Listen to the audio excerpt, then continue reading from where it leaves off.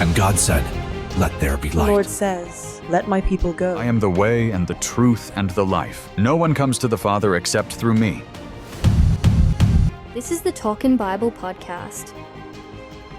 Hey folks, welcome to today's episode of Talkin' Bible. We're continuing to talk about overcoming anxiety, finding peace in God. And we're going to go to Psalm 46 today. Just a short little psalm, just a handful of verses. We're not going to read them all for the sake of time, but you can go and read this. It's a great psalm to go to when you're feeling anxious.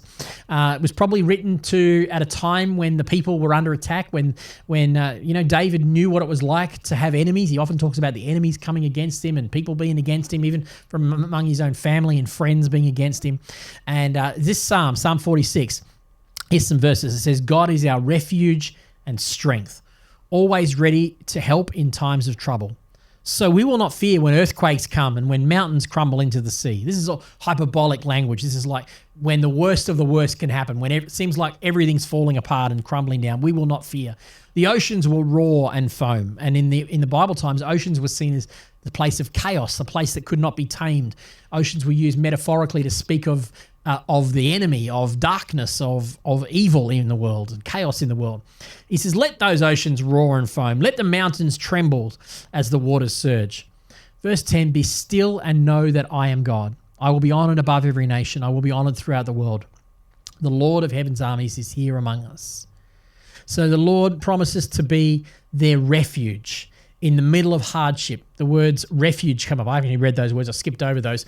I've got the verses in front of me. I've missed that verse out. But he talks about being a refuge. That's a military thing. It's like a castle.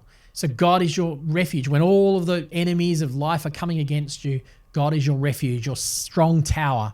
It says the righteous run into it and they are safe. So let God be that refuge. It says be still, be calm, and know that I am God. Does that mean do nothing? Does that mean just whatever will be, I'll leave it in God's hands? That's not what the Bible is ever advocating for. When it says do nothing, it actually means do something, but the something you do is rely on God. The something you do is not try to fix the problem yourself. And hopefully we're seeing a recurring theme come out in this.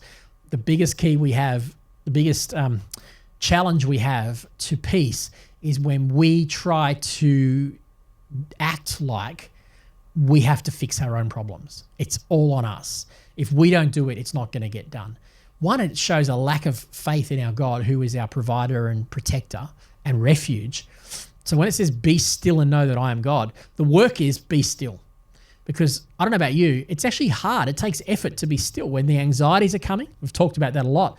The most natural way to live is to start to ruminate on the problems. Oh, I can't get over this problem. It's crippling me, Lord, and going round and round and round.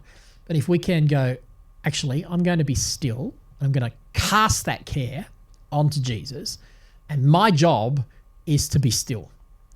Well, for me, being still is often not just sitting there in silence. It can be, but it's often actually going, now let me do what this psalm's doing. Let me say things like, let the earth crumble. Let it all fall apart around me because God is my refuge and I'm inside it. And so I build my faith by acknowledging that, hey, even worst case scenario, I'm going to be okay because God is my refuge. And that's the work that it takes to build pace, strength and faith. So it's be still means to cease striving, to actively surrender, and to choose the good, choose belief over the problems. And that isn't easy, but that's the work we have to do. So when chaos comes in our world, this is a good little psalm to go to because, written 2,500 years ago, still as 3,000 years ago, still as applicable today as it was then. It's because we still face turmoil in our world. But let God's peace be the thing. Be still. I'm going to choose to be still and know that I am God. What does that mean? You can't know that God is God if you're not dwelling on God. What is God? He's good. He's loving. He's compassionate. He's kind. He said, put my head in. He told us to put our head in his yoke because he is gentle and humble in heart. See, I'm working here. I'm working at my faith. I'm working the word. And I heard pastor say years ago, if you work the word will work for you. I'm working in the Word. I'm applying it into my life. I'm applying my theology, and little by little, I'm building my faith, and the anxiety is going away as I know who God is. Be still and know that I am God. May you be still today. May you meditate on God, and may God give you peace in the midst of whatever turmoil you may have in your life. God bless you. Talk to you tomorrow.